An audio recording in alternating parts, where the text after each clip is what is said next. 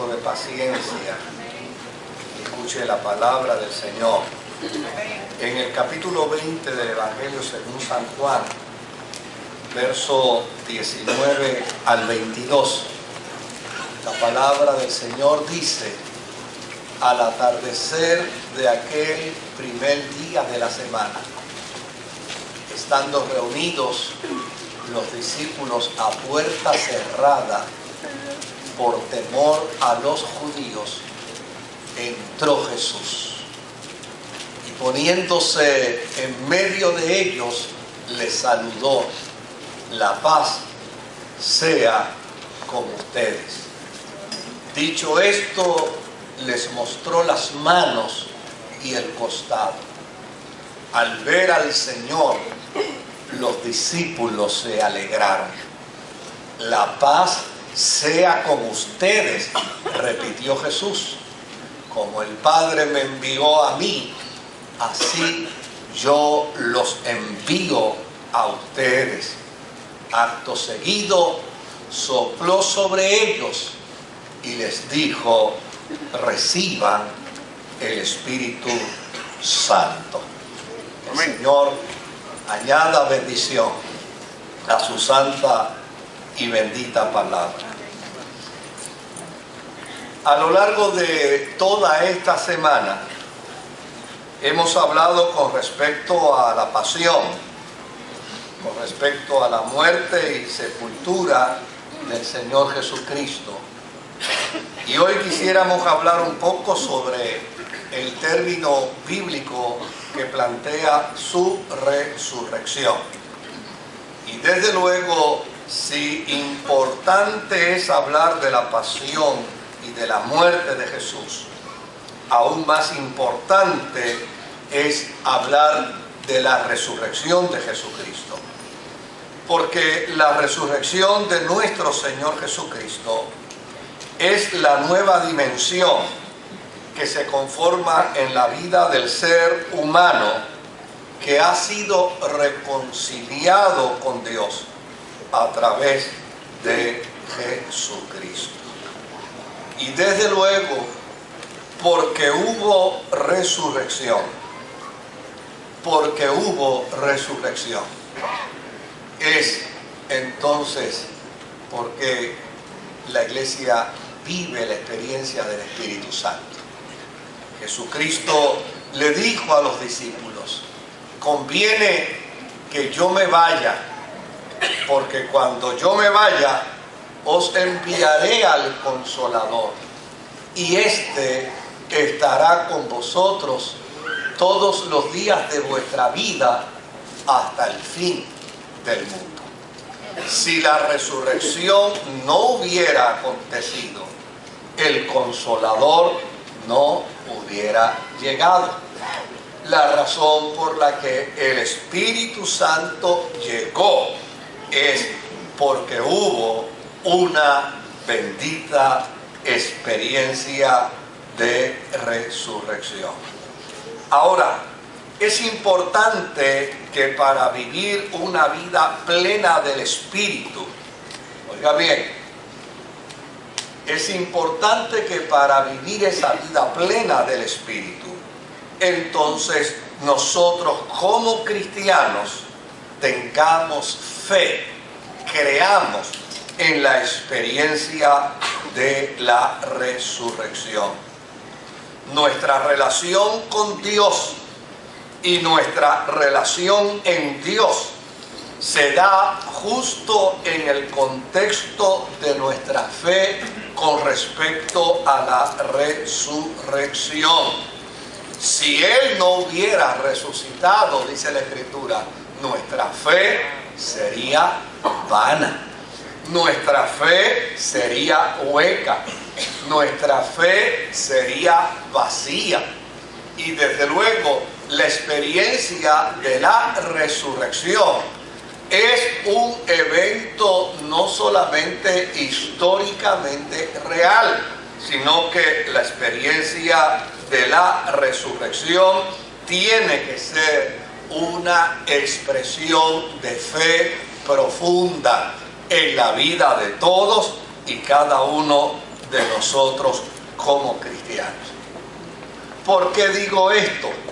Porque muchas veces las expresiones se estereotipan, las expresiones pierden su sentido, las expresiones pierden su fuerza, las expresiones pierden su capacidad etimológica, su raíz etimológica, las expresiones pierden su sentido pleno y llega un momento donde las escuchamos pero ya están vacías, ya no tienen fuerza, ya no presentan autoridad, y la iglesia no puede darse el lujo de celebrar una Semana Santa hablando de pasión sin pasión, y una Semana Santa hablando de muerte y sepultura sin pasión, y una Semana Santa hablando sin resurrección, sin pasión.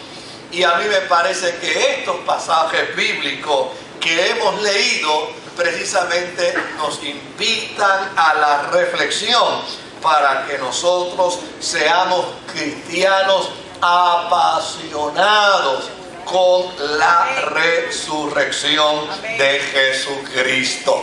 Que seamos apasionados con el mensaje de la resurrección, que seamos apasionados con la proclamación de aquel que resucitó a Jesucristo de entre los muertos, porque si lo vivimos con pasión, entonces entenderemos que también Él vivificará nuestros cuerpos mortales.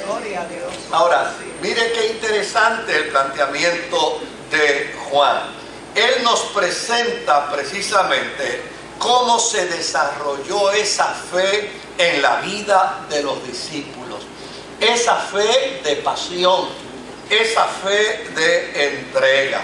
Si usted observó los textos bíblicos, sobre todo cuando dice al atardecer de aquel primer día de la semana, estando reunidos los discípulos a puerta cerrada por temor ¿a quién?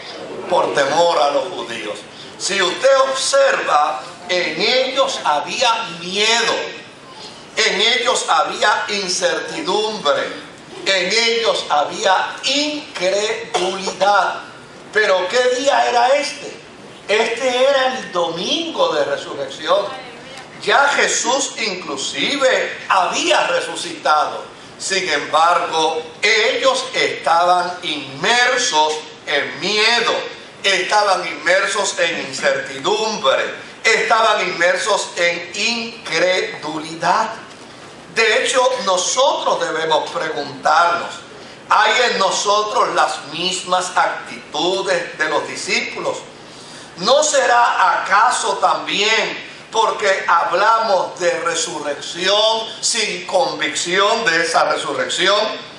No solo es importante saber que Cristo resucitó, no es solamente importante recitar el texto bíblico de que Dios le resucitó de entre los muertos, sino que es necesariamente importante afirmar que nosotros creemos en la resurrección. Gloria a Dios.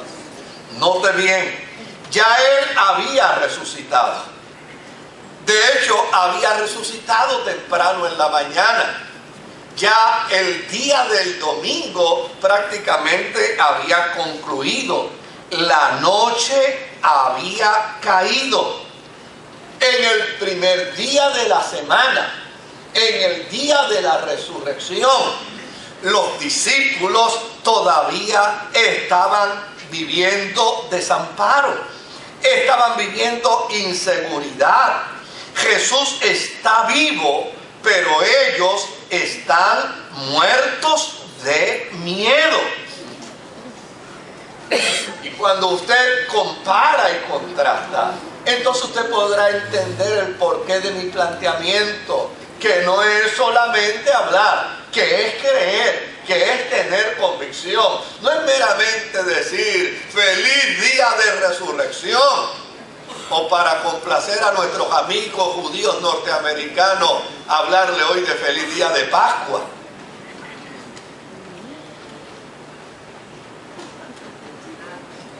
No, no se trata de eso. De lo que se trata es de que nosotros como iglesia, como cuerpo cristiano, como cuerpo de Jesucristo, tenemos que plantear con perfecta claridad que quien no viva con convicción, con seguridad de que Dios resucitó a Jesucristo de entre los muertos, llana y sencillamente vivirá muerto de miedo. Vivirá muerto de inseguridad. En Juan capítulo 16 y versículo 16, la Escritura nos dice: dentro de poco ya no me verán, pero un poco después volverán a verme. Y Jesús les estaba diciendo precisamente a sus discípulos: mira, no se desesperen, no caigan en la trampa de la inseguridad, no caigan en la trampa del miedo. Esto será cuestión de un ratito. Dentro de poco no me verán nada más que pendido de la cruz. Después de ahí dejarán de verme, pero no se llenen de inseguridad, no se llenen de miedo, no se llenen de temor, porque una vez dejen de verme, inmediatamente volverán nuevamente ¿a qué? A verme. ¿Sabe qué es lo más sorprendente de nosotros los cristianos? Que nos conocemos al dedillo todas las promesas de Dios, pero muy pocas veces creemos en ellas cuando es necesario afirmarlas. ¿Sabe cuál es el problema muchas veces de nosotros los cristianos? Que perfectamente le podemos decir a cualquiera: no tengas miedo, el Señor está a tu lado, echa para adelante. Pero es nada más que cuando el problema es del otro, cuando el problema es nuestro, entonces la gente nos lo dice a nosotros y no lo creemos. Jesús no estaba hablando por hablar. Él estaba respondiendo a una profecía que aparece en Isaías capítulo 26, versos 20 y 21, donde dice: anda, pueblo mío, entra en tus habitaciones y cierra tus puertas tras de ti. Escóndete por un momento hasta que pase ¿qué? Hasta que pase la ira. Estén alerta que el Señor va a salir de su morada para castigar la maldad de los habitantes del país. Note bien que esta es la profecía de Isaías, que tiene cumplimiento en el planteamiento de Juan y en la experiencia de la resurrección. ¿Sabe qué otro dato es interesante? ¿Qué dicen los evangelistas, los historiadores bíblicos? Que María Magdalena por la mañana, el domingo por la mañana, salió con un sinnúmero de especies aromáticas y fue a llevarlas precisamente a la sepultura para poner todas esas especies aromáticas en el cuerpo de Jesús. Cuando llegó al sepulcro, encontró que el cuerpo no estaba. Y escuchó el testimonio de los ángeles, que le dijo: no está aquí porque ha resucitado. Y dicen también los evangelistas que de momento él la llamó María. Y cuando ella se volteó y lo vio, lo reconoció y le dijo: maestro. Y desde luego los historiadores dicen que hubo una conversación entre el resucitado y ella. Y Jesús le dijo: ve ahora a los discípulos y dile que voy de camino a encontrarme con ellos.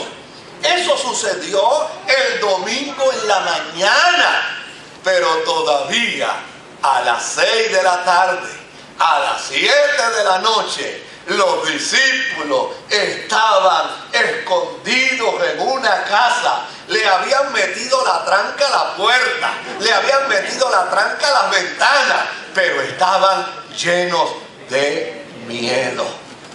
Querido, una resurrección que no se crea es como si no existiera. Un poder de Dios que no se crea es como si no existiera. Una fuerza de gracia que no se crea es como si no existiera.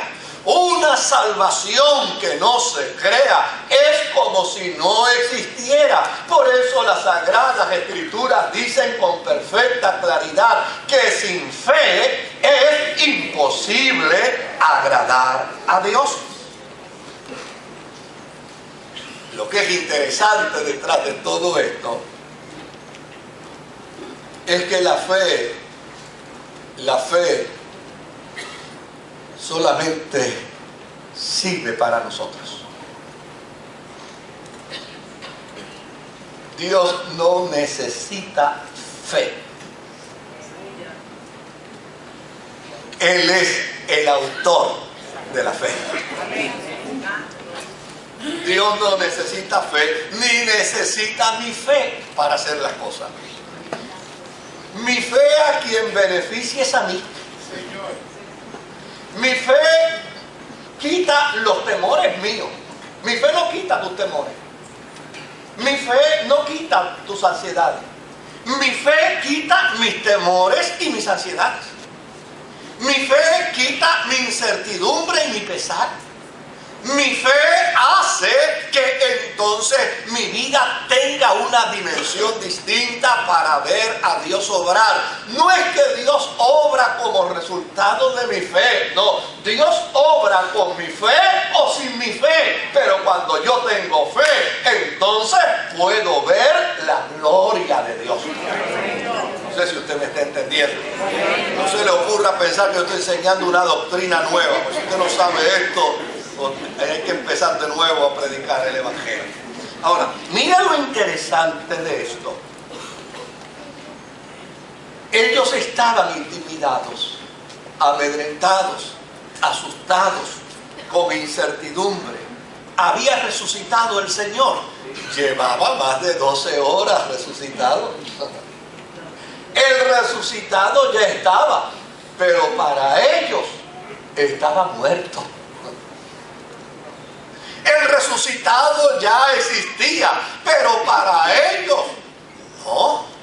El resucitado ya estaba listo para las nuevas encomiendas y para producir en ellos la fuerza del Espíritu Santo. Pero para ellos solo había incertidumbre, temor y miedo. Pero a Dios no le frustra la falta de fe nuestra como para no obrar. Dios obra con nuestra fe y sin nuestra fe. Qué bueno que Dios no necesitó mi fe para hacer el universo. Qué bueno que Dios no necesitó mi fe para hacer los astros. Imagínense a Dios diciendo de Moisés: ¿crees tú que yo puedo hacer decenas y centenas de lunas? ¿Tú crees que yo puedo hacer decenas y centenas de soles? ¿Tú crees, Moisés, que yo puedo hacer una vía galáctica que sea incontable? ¿Tú crees que yo puedo hacer planeta sobre planeta y hacer que todo esté en un orden y en un equilibrio extraordinario? Si Él me lo hubiera preguntado a mí, yo me hubiera encogido de hombros peor que Tomás. Pero Él no necesitó mi fe para hacerlo todo. Él creó todas las cosas sin mi fe, solo por su palabra. Pero desde luego, claro que sí, la fe va a ser importante, porque cuando yo creo en el Dios que ha hecho todas las cosas, entonces yo vivo entendiendo que aquel que resucitó a Jesucristo de entre los muertos también me va a vivificar mi cuerpo mortal. Así es que con todo y miedo, y con todo y tener las puertas y las ventanas atrancadas, Jesucristo se les apareció en el interior. No tocó a la puerta. Si llega a tocar a la puerta, Está el infarto allí que hace ahorita. No tocó a la puerta. No dijo, abran por favor. No. Simplemente mientras todos ellos estaban llenos de temor y de miedo, Él se apareció para decirle la palabra más importante, la expresión más importante, la experiencia más importante que debe estar en el corazón de un cristiano. Paz a vosotros.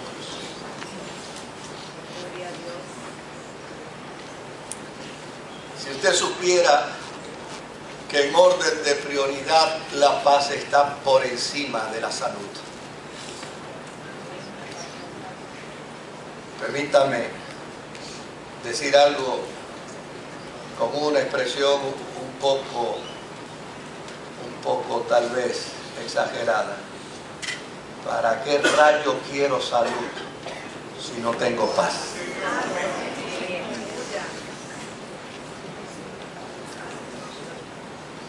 Se destruye la salud sin la paz. ¿Para qué quiero dinero si no tengo paz? ¿Para qué quiero amor si no tengo paz? Lo que va a transformar la vida del ser humano, indistintamente las circunstancias en su entorno sigan igual, es la paz. Por eso Jesús sabía, fuera de la ventana, fuera de las puertas de aquella casa, se iba a seguir respirando crueldad contra los cristianos. Se iba a seguir persiguiendo a los cristianos. Se iba a seguir haciéndole daño a los cristianos. Pero lo que los cristianos necesitaban para poder recibir seguridad en la inseguridad, certidumbre en la incertidumbre, era precisamente llenarse de paz. Y de hecho, cuando les dice paz a vosotros, se lo dijo por segunda vez. Es como si los quisiera hacer sacar de su estado profundo de temor. Oye, lo que tú necesitas no es un cambio de los problemas de tu casa. Lo que tú necesitas es paz en medio de los problemas de tu hogar. Lo que tú necesitas no es paz en tu trabajo. Lo que tú necesitas es paz en el interior de tu vida. Lo que tú necesitas no son milagros externos. Lo que tú necesitas es un milagro de paz en el interior de tu ser. Porque cuando tú vives en paz, aunque todo tu entorno esté en violencia, la paz de Dios que sobrepasa todo entendimiento guardará tu mente y guardará tu corazón en Cristo Jesús. Gloria a Jesús. Ahora, mire qué interesante. ¿Qué es lo próximo que hace? Verso 20. Lo próximo que hace ahora es que les muestra las manos y el costado. Cuando les muestra las manos y el costado, obviamente tiene una intención muy particular. Es para que ellos vean que el que está vivo es el mismo que estuvo en la cruz. Es para que ellos tengan certeza de que quien ha entrado no es un fantasma. Quien ha entrado es el mismo que pendió de la cruz y les dice: aquí están, miren mis manos y vean mi costado. Con evidencia de heridas en las manos, con evidencia de herida en el costado, Juan abre un espectro extraordinario, que es una pena que no lo podamos compartir hoy, pero él abre un espectro extraordinario. Cuando le muestra las heridas de las manos y del costado, Jesús les está diciendo: yo soy el nuevo Cordero Pascual, que por mi sangre ustedes permanecerán limpios eternamente y para siempre. ¿Sabe? El mensaje de la resurrección de Jesucristo implica, plantea que Cristo todavía tiene las heridas en sus manos, que tiene todavía la herida en su costado. De hecho, esto para que se cumpla lo dicho por uno de los profetas, que en una pregunta retórica dice: ¿y qué son esas heridas que están en tus manos? ¿Y qué es esa herida que está en tu costado? Y la respuesta es extraordinaria: estas heridas me las hicieron en casa de mis amigos. Como a mí no me gusta poner de ejemplo a nadie, ustedes lo saben. Ahora, no se sientan incómodos cuando yo me ponga de ejemplo como un santo, aunque no me lo crean. Pero mire bien lo que les voy a decir. Cuando yo como humano voy ante la presencia del Señor para decirle al Señor: perdóname, perdona mi error. Óigame, el Cordero Pascual está sentado a la diestra del Padre para decirle a la santidad perfecta: oye, merece el perdón, porque estas heridas de mis manos y esta herida de mi costado garantiza el perdón para él por siempre.